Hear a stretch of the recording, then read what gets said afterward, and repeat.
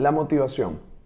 Pareciera que es la respuesta a la mayoría de los problemas de la vida. Vemos todo el tiempo influenciadores, expertos, escritores, hablando sobre la importancia de mantenernos motivados y todos los métodos habidos y por haber para conseguir esto, ¿no?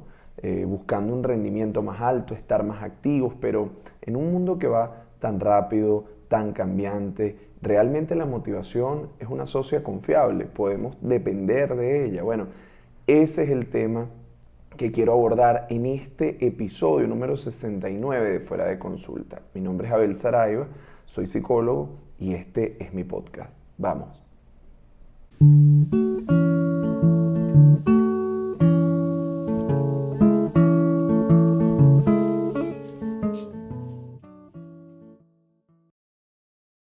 Para comenzar a hablar de este tema, tal como lo anunciaba en la parte anterior, es importante que cuestionemos la idea de la motivación, porque hay ciertos conceptos que, como nos suenan buenos a priori, los tomamos sin evaluar un poco cuáles son sus implicaciones. No quiero decir de entrada que la motivación es mala o es buena o es nada, sencillamente es un factor que tenemos que tener en cuenta, es una variable y bueno, y nosotros podemos a partir de nuestra reflexión darle un nuevo sentido. ¿Por qué lo digo? Porque la motivación se nos presenta como, bueno, la panacea, ¿no? El problema de nuestra vida es que no estamos suficientemente motivados. ¿Cómo motivarnos? ¿Cómo mantener, sobre todo, por ejemplo, en equipos de trabajo, cómo mantener la motivación alta? ¿Cómo la gente mantenerla activa? Porque el centro de la vida pareciera ser la productividad. Pero yo allí, bueno, pues tengo mis diferencias porque a veces entendemos la productividad como un asunto de volumen y no asuntos de calidad. En cualquier caso, para que comencemos este ejercicio de reflexión, yo quiero plantearles un ejemplo. Imagínate que vas a hacer una empresa, vas a hacer un negocio o vas a emprender un proyecto y necesitas escoger un socio. Ese socio, o para escoger ese socio, mejor dicho, tienes dos alternativas. La primera es alguien que, bueno, es muy talentoso, tiene muchas habilidades y cuando está de buenas, pues las cosas salen maravillosas. Pero el problema con este socio es que cambia todo el tiempo de estado de ánimo. Hay veces donde quiere, hay veces donde no quiere. Y la diferencia entre su versión motivada, por decirlo de alguna manera, su versión conectada, es muy contrastante con cuando pues, se desencaja, ¿no? Es un socio muy vulnerable a los cambios del entorno, muy vulnerable a problemas que pueden pasar en el día a día. Esa es la opción 1. La opción 2 es un socio que quizá tiene menos picos de talento en términos de que quizá no deslumbra tanto en la primera de cambio, se toma un poco más de tiempo en entrar en acción. Sin embargo, cuando vienen dificultades, cuando vienen problemas del día a día, cuando hay cambios en el entorno, pues no se raja, permanece contigo, te apoya y te busca, o busca contigo, mejor dicho, elementos para salir adelante. Bien, cuando yo he puesto este ejemplo con grupos de personas, equipos de trabajo, la mayoría de la gente escoge al socio número 2. Ahora, habría que reflexionar por qué pasa esto. Cuando yo hago esta pregunta, muchas personas dicen, bueno, porque el socio 2 es un socio confiable. O sea, yo sé que puedo contar con que esa persona va a estar allí y sobre todo porque tengo la experiencia de que en la vida aparecen las dificultades. Es decir, yo no me puedo confiar de que todo va a salir bien, no van a haber problemas, por lo tanto, yo necesito estar preparado para los momentos difíciles. Suena lógico, ¿verdad? Ahora, ¿qué pasa? Vamos a utilizar este ejemplo de estos dos socios para diferenciar dos conceptos que acá nos van a resultar muy importantes. Uno es el de la motivación y otro es el del propósito. El socio número 1 es un socio que está centrado en la motivación. Sí. ¿Por qué? Porque, bueno, cuando siente ganas, cuando está conectado, despliega el máximo de sus talentos. Es un socio que ciertamente puede llegar a hacer cosas maravillosas, pero es inestable. ¿Por qué decimos que del lado de la motivación es inestable? Bueno, porque la motivación tiene que ver con ese empuje hacia el comportamiento, ese empuje a hacer ciertas cosas que sucede en momentos donde creemos o nos sentimos conectados con la idea de encontrar placer o gratificación. Vamos a ir más adelante para eso.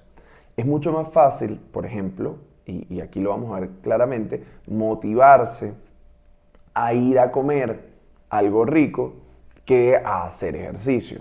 ¿Por qué? Porque bueno, en la primera de cambio la comida produce una satisfacción con un costo menor que la del ejercicio. Es fácil motivarse a comer, es fácil motivarse a hacer algo donde lo que está implicado sobre todo es el placer. Cuando nos planteamos desafíos que requieren otro tipo de esfuerzo, entonces allí la cosa cambia. Un ejemplo que nos puede ayudar a ver esto con claridad: el ejercicio. Cuando estamos motivados y te levantas un día en la mañana y dices, oye, hoy quiero hacer ejercicio, ese día todo fluye de manera increíble, lo disfrutas, es maravilloso, te sientes bien y dices, wow, no sé por qué no hago esto todos los días. Pero resulta que eso pasa una vez cada tanto.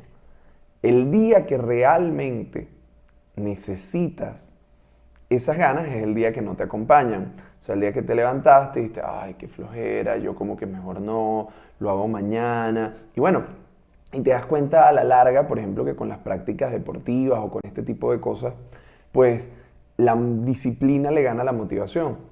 ¿Por qué? Porque bueno, porque la mayoría de los días no vas a estar motivado. Y sobre todo los días que son claves para mantener un hábito, son aquellos en los que no tienes ganas e igual lo haces.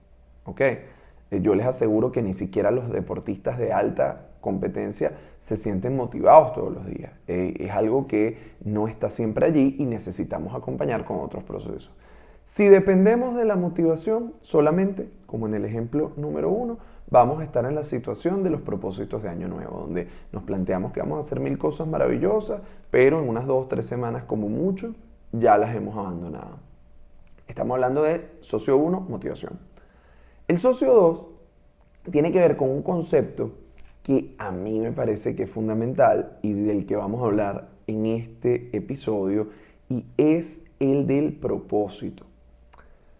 Pareciera que motivación y propósito son sinónimos, pero no. El propósito tiene que ver justamente con esa dimensión en la que nosotros tenemos la determinación firme de hacer algo. Tiene que ver con objetivos, tiene que ver con la búsqueda de un para qué. ¿Para qué voy a hacer esto que estoy haciendo? ¿A dónde voy? ¿Cuál es la razón? El propósito implica, en ese sentido, una idea de balance. Una idea de balance que nos conduce en relación a una meta a mediano, a largo plazo. ¿Sí? Uno no dice, tengo el propósito de tomarme un café, tengo el propósito de comerme un helado. No, tengo ganas. Y motivación y ganas van de la mano. Cuando yo hablo de tengo el propósito de culminar mis estudios universitarios, tengo el propósito de, ¿sí? Entonces, el propósito implica un tipo de respuesta distinta que apunta en una dirección a largo plazo y que también tiene que ver con otras formas de bienestar. Ya vamos a ir más adelante, pero veamos que la idea de motivación vamos a asociarla rápidamente con la idea de placer, placer inmediato, mientras que la idea de propósito la vamos a relacionar con una gratificación más dilatada, la vamos a relacionar con logros a largo plazo y sobre todo una palabra que a mí me parece clave y es balance. ¿Ok? Mientras motivación va en la búsqueda del placer, el propósito tiene que ver con un balance. ¿Por qué digo un balance? Porque cuando queremos alcanzar una meta a mediano o largo plazo, es evidente que no todos los momentos van a ser gratos, sencillos, placenteros. Habrá momentos difíciles, de tensión, de dificultades, incluso de displacer. Y no obstante, no abandonamos la meta si queremos llegar a ella. El mejor ejemplo que a mí se me ocurre para ver algo como esto es conseguir graduarse, por ejemplo, de una carrera universitaria. Implica años de estudio, donde no todo va a ser placentero, donde no todo va a ser agradable, pero cuando se logra establecer ese balance entre lo que es grato, lo que no es grato, lo que es útil, lo que no es útil, finalmente podemos alcanzar una meta que produce otro tipo de satisfacción, quizá un poco más dilatada, o sea, es otro tipo de experiencia, la del logro cuando tenemos años trabajando para conquistar algo, que cuando, bueno, nos comemos un dulce, sentimos ese placer de inmediato y ya. Ok, ahora, ¿qué ocurre? No quiero decir con esto que es que la motivación sea algo que haya que combatir. Por el contrario, la motivación es útil, la motivación es algo que cuando aparece hay que aprovecharla. O sea, si un día estoy motivado y estoy inspirado para hacer algo, bueno, aprovecho y hago lo máximo que pueda con ese recurso que tengo. Mi cuestionamiento va de la idea de que cuando apostamos en la búsqueda de la motivación como la respuesta para nuestra productividad, para la vida, estamos apuntando en un espejismo. Estamos apuntándole a algo de lo que no podemos depender.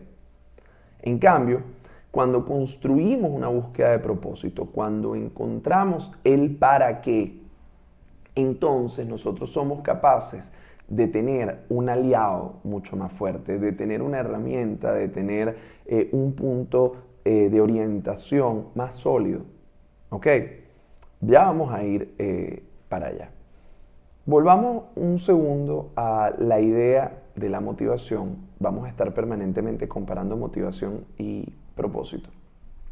La motivación implica justamente ese estado, es un estado activador. La motivación nos activa para comportarnos. Y hay que decir que la motivación, ya lo señalaba previamente, tiene que ver con la búsqueda del placer.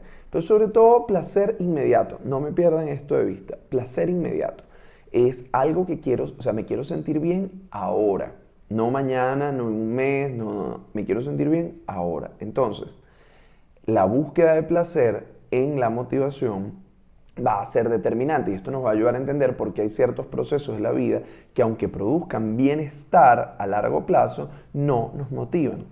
Ejemplo, la dieta motiva. Mira, es difícil motivarse con una dieta porque la dieta implica privaciones, implica sacrificio, implica constancia.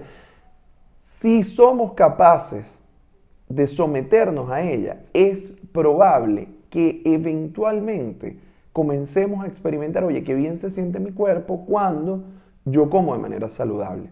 Pero es algo que vamos a experimentar a posteriori. Por eso la gente no se motiva para hacer dieta. En cambio, la gente se motiva para salir, la gente se motiva para compartir, la gente se motiva para comer, la gente se motiva para tener sexo, porque todas estas son cosas que aportan placer de manera mucho más rápida.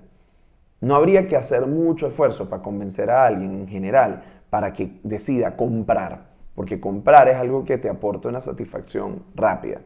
¿Ok? Ahora, mucho cuidado, porque si bien todos hemos aprovechado la motivación o todos hemos vivido estas experiencias de placer instantáneo, hay que tener cuidado porque si solo nos dedicamos a buscar motivación, podemos terminar actuando como el que busca una droga, ¿sí? El que busca esa efervescencia, el que busca ese momento, pero la vida pues nos plantea allí un gran desafío. ¿Por qué? Porque cuando estás en el pico de la motivación, se siente increíble. Pero cuando no la tienes, nos venimos abajo. Terminas por caer en un foso.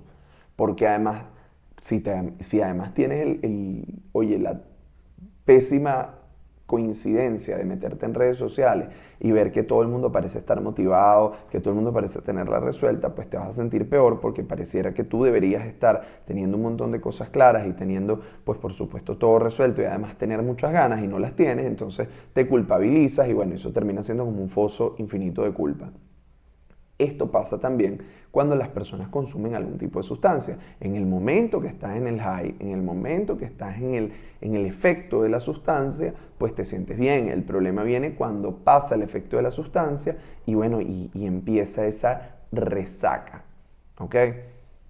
tengamos esto en cuenta porque la idea de este episodio también es decir, bueno, ¿cómo vencemos esa resaca emocional que nos queda a partir de no encontrar la motivación? Ahora, si volvemos entonces ahora a lo que yo planteo como alternativa, no tiene que ser la única, ojo, esto es un punto de vista, el propósito nos remite en otro campo, ¿no? Tiene que ver con una determinación firme de hacer algo, o sea, determinación, no es tengo ganas, es estoy resuelto a, ¿ok? Esto implica objetivos, implica saber qué quiero y sobre todo nos lleva, como lo decía, en la dirección del sentido de la vida. Podemos hablar del sinsentido, hay muchas cosas que no tienen sentido, incluso hay cosas que no podemos resumir ni siquiera con el lenguaje, no pueden ser puestas en palabras. Esto vendría a dar cuenta un poco de ese concepto de lo real lacaniano, pero no quiero entrar en ese camino.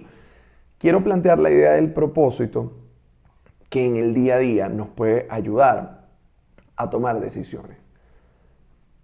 Por ejemplo, si yo estoy haciendo cosas solo buscando sensaciones, puedo terminar viviendo una vida en la que no sé a dónde fui. En cambio, la idea del propósito nos conecta con pensar para qué. Incluso si ese para qué significa encontrar experiencias de bienestar, perfecto. Pero yo tengo que saber para qué quiero hacer esto. O sea, a qué responde, qué es lo que yo estoy buscando, a dónde quiero ir. Este es parte del asunto. O sea, si ustedes escuchan esto, van a decir, bueno, ya va. Pero entonces esto pareciera que te conecta con el sentido de la vida, el propósito. Y cómo es que yo no sé cuál es mi propósito, como yo no sé cuál es el sentido de mi vida. Y la clave está justamente en ese gran artículo que además está como siempre puesto en mayúscula, el propósito, el sentido de la vida. Y aquí es donde yo creo que eso no es necesariamente así. ¿Por qué? Porque cuando escuchamos la idea de el propósito, pareciera que es algo que nos va a hacer revelados. Alguien nos los va a decir, alguien nos los va a plantear y suena una escena de película de Semana Santa, se prende un arbusto en llama, aparece una voz del desierto que te dice tu destino es tal cosa. Cuidado, porque a lo mejor alguien ha tenido esa experiencia, pero para el 99.9999% de los mortales que no las tenemos, nos toca encontrar algún tipo de guía, algún tipo de orientación. Y esa guía, esa orientación, más que en clave de el propósito, nos habla de un propósito, nos habla de una experiencia que es para mí, que es individual, que es personal, que además puede ser una guía a lo largo de la vida o en un momento. ¿Por qué digo esto? Y me detengo a explicarlo. Porque a lo mejor lo que hoy anima mi vida, lo que para mí tiene sentido, lo que me conecta con el deseo de lo que quiero hacer, puede cambiar mañana. O puede cambiar en un mes, o puede cambiar en un año, o dependiendo de las circunstancias. Pero, a pesar de que ese propósito se puede transformar, no es igual estar en el día a día sin saber a qué responde, o para qué, o por qué hago lo que hago, a tener clara esta respuesta. Yo siempre cuento que en las mañanas a mí me cuesta un montón iniciar el día, o mejor dicho, más que un montón, porque no es como que no se logra, no, yo arranco mi día bien, pero me toma un tiempo porque siempre que me levanto me pregunto sobre las cosas que voy a hacer, ¿para qué? ¿Qué pasaría si yo no voy? ¿Qué sentido tiene la actividad que vamos a hacer? ¿Esto ayuda a alguien? ¿Esto tiene algún sentido? En la medida en que voy respondiendo, me voy encontrando que sí, que tiene sentido, que mi presencia en ese proceso es importante, que esto va a servir para... Entonces yo tomo conscientemente la decisión de activarme. De manera que siempre que llego a un lugar, llego a ese lugar consciente. Llego a ese lugar claro de a lo que voy. No llego al lugar con arrepentimiento, ni con culpa, ni con malestar. Llego porque creo que debo hacerlo. Incluso si ante esa situación yo voy a asumir un sacrificio porque la experiencia no es grata de entrada, bueno, yo asumo el precio de manera consciente, o sea, no voy engañado a los lugares, en la mayoría de los casos. Entonces, tener claro el para qué te orienta, porque persiguiendo la productividad, persiguiendo la motivación, puedes terminar haciendo un montón de cosas y llega un momento de tu vida y dices, ¿qué sentido tenía hacer todo esto? Encontrar ese sentido singular, ese sentido que es para mí, es sumamente importante. A ver, cuidado porque no confundamos la experiencia, el camino, con los objetos. Porque a veces sabemos qué queremos tener, cómo queremos vivir, pero esto no es el propósito. A ver, lo que debería suceder es que nosotros invirtiéramos tiempo pensando en el propósito y luego los objetivos de la vida, pues, las formas en que vamos a vivir, los objetos que son necesarios para eso se van a ir revelando. Me explico. Si mi objetivo, yo digo, para el propósito de mi vida, el para qué, no puede ser el qué quiero tener. ¿Lo ven? Y lo pongo como un ejemplo. Si yo me concentro en pensar, bueno, yo quiero tener una casa grande, quiero tener un carro, quiero tener el último teléfono, quiero tener... Bla, bla, bla, bla. Chévere, son todas aspiraciones legítimas, pero pudieras tenerlas y cuando las tienes, dices, ay, ahora sigues sintiéndote infeliz, insatisfecho, miserable, porque la respuesta no estaba ahí, aunque tú le atribuyeras la respuesta a eso. Lo que yo planteo es, si tú piensas a qué quieres dedicar tu vida, para qué lo quieres hacer, empiezas a hacerte estas preguntas, ¿qué quiero hacer? Bueno, mire, yo quiero ayudar a otras personas. ¿Para qué? Para obtener reconocimiento, para que le den me gusta a mi foto, para ser famoso. No, yo quiero ayudar a otras personas para poder generar un cambio, porque creo que es posible generar un cambio, porque creo en el encuentro del otro. Bueno, entonces si yo voy en esa dirección, entonces yo voy como mucho más orientado y me vuelvo menos frágil frente a las consecuencias. Pongo un ejemplo justo desde ese lugar de la ayuda. He conocido personas que dicen que el propósito de su vida es ayudar a otros. Pero ¿qué pasa? Que cuando ayudan a otros y los otros no le gratifican, no le regresan la satisfacción de sentirte el que ayuda, el que salva, estas personas experimentan malestar. Y ahí hay que tener mucho cuidado porque probablemente el para qué no está haciendo es generar cambio. El para qué está haciendo para obtener gratificación. Y entonces, cuando no obtienes la gratificación, terminas por desistir. En cambio, cuando tú tienes claro que el para qué es generar un cambio, que el para qué tiene que ver con transformación, entonces no estás amarrado a los resultados inmediatos. A pesar de que sí, se siente bien que te quieran, se siente bien que te reconozcan, se siente bien que te agradezcan, pero tú estás fuera de esa secuencia. Es como el proceso de la crianza. O sea, si el para qué de tener un hijo es que tu hijo es tener a alguien que te obedezca y que te gratifique, probablemente vas a encontrar una experiencia de enorme frustración. El para qué probablemente tiene que ver con un vínculo, incluso la continuidad de la humanidad. Entonces, claro, tú ya no te conectas tanto con si es que tu hijo está siendo agradecido contigo, sino si estás logrando transmitir valores, si estás logrando generar procesos humanos diferentes. ¿Ok? Ahora, en ese sentido, también yo creo que es absolutamente válido que ahora estés escuchando este episodio y te digas, bueno, ya va. Pero es que yo no tengo ni idea de a dónde quiero ir ni para qué. No pasa nada. Es una oportunidad que hayas tenido este encuentro con este episodio para empezar a hacerte estas preguntas. Son preguntas que no necesariamente están para que hagas una historia en Instagram, aunque la puedes hacer, pero más allá de lo que compartas sobre cuáles son tus objetivos, o cuáles son tus metas, o qué te motiva, en el fondo se trata de un proceso interior. Y ahí es parte del gran problema que tenemos en redes sociales, que tratamos de compartir con otros cosas que no hemos resuelto nosotros. Porque si yo tengo claro mi camino y tengo claro las razones y me he dado la oportunidad de hacer este proceso, yo luego puedo compartirlo con otras personas e incluso que esto sirva de fuente de inspiración. ¿Dónde viene el tema? Que muchas veces antes de hacer el proceso interior ya queremos estar compartiéndolo. Como cuando estamos de viaje y no has disfrutado del paisaje y lo primero que haces es sacar la cámara para grabar, ¿no? Ya va. Vívelo, disfrútalo y después compártelo. Ni siquiera voy a rivalizar con la idea del compartirlo, sino es en qué timing lo haces. Entonces, bueno, el propósito, la búsqueda del propósito nos demanda ese proceso, ese recorrido interior, primero antes de hacerlo social. A ver, me parece importante destacar algunas cosas, como unos bullet points para que no se nos queden en el aire.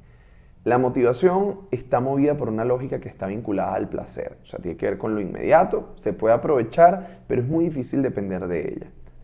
Por otro lado, el propósito va en la dirección de la realización. La realización tiene que ver con esa satisfacción dilatada, la experiencia de graduarse en la universidad, la experiencia de haber conquistado un maratón, de haber podido lograr una meta para la que tuvimos que prepararnos y sortear distintos procesos y sobre todo que demandaba compromisos. Otra fuente de experiencia de bienestar. ¿Ok? Ahora, si lo ponemos en un ejemplo concreto, el placer, te comiste un dulce. El propósito está orientado a cumplir o lograr hacer un maratón, subir una cumbre de una montaña, aprender una habilidad nueva. Entonces, veamos pues que la motivación es cambiante y nosotros, más allá de que el cambio podamos reconocerlo como una constante en la vida y como un elemento fundamental, no podemos depender para la toma de nuestras decisiones solamente de cómo nos sentimos en un momento dado. Cómo nos sentimos es una brújula, es una herramienta que nos permite orientarnos. Pero para lograr cosas en la vida, sobre todo cosas de gran valor, necesitamos poder tener otro tipo de herramientas. Y cuando hablo de gran valor, no me refiero a que cuesten mucha plata, sino que implican compromiso. Esta herramienta del propósito es una herramienta que nos permite decir, bueno, a pesar del precio que tengo que pagar, a pesar de las implicaciones de esta meta que me he propuesto, yo estoy dispuesto o dispuesta a recorrerla. ¿Cuáles son los caminos de tu vida que estás dispuesto a recorrer? ¿Por cuáles de ellos estás dispuesto a asumir un compromiso, a pagar el precio del esfuerzo para vivir la experiencia? Porque hay muchas cosas en las que igual terminamos pagando un precio sin darnos cuenta, pero que no hemos elegido, que no nos hemos dado el tiempo de pensar, de hacer consciente, sino que vamos respondiendo en automático. Creo que la clave del propósito no está tanto, y mucho cuidado con esto, orientado solo en la meta, sino que hay un camino, hay una dirección que nos permite disfrutar del recorrido. Pensemos en una brújula. En la brújula vemos que hay norte, sur, este, oeste. Pero no se trata de un punto de coordenada, es una diferencia. El punto de coordenada implica un lugar específico. Si queremos un lugar específico, a lo mejor podemos trabajar para alcanzarlo, pero nada nos asegura que allí se acaba todo o que allí logramos encontrar eso que buscábamos. Yo creo que el propósito se ubica en la dirección de un camino. Por ejemplo, vamos al norte. Bueno, ¿dónde termina el norte? Pudiéramos dar la vuelta a la Tierra, pero apunta una vía en la que nosotros podemos emprender un recorrido. Y en la medida en que vamos recorriéndolo, vamos realizando cosas, vamos encontrando experiencias, vamos transformándonos. Entonces, encontrar el propósito no necesariamente implica lograr una meta. La meta puede ser parte de la experiencia. Digo esto para que no entendamos que realmente se trata de, objetivos a corto y largo plazo nada más. No, ciertamente el propósito nos apunta en una dirección más allá, pero esa dirección del más allá no es un fin, es un medio. Entonces, ¿Cuál es la invitación de este episodio? Es justamente que nos demos la oportunidad en la vida de pensar cuál es la dirección que yo quiero que tome mi vida y para qué. En la medida en que yo tengo claras estas respuestas, yo puedo emprender caminos de diversa dificultad con mucho menos sufrimiento y sobre todo con la posibilidad de experimentar bienestar, crecimiento y transformación. Esto es todo por este episodio número 69 de Fuera de Consulta. Quiero agradecerles como siempre su sintonía, su conexión con el podcast. Los invito a compartirlo con personas con quienes crean que pueda ser beneficioso, que puedan dejar sus comentarios, que puedan proponer temas, que podamos intercambiar. Como saben, para mí es un gusto siempre poder tener este espacio de encuentro que es Fuera de Consulta. Así que gracias nuevamente. Síguenos en nuestras redes sociales, @fuera de consulta, @belsaraiva, y nos vemos en una próxima oportunidad.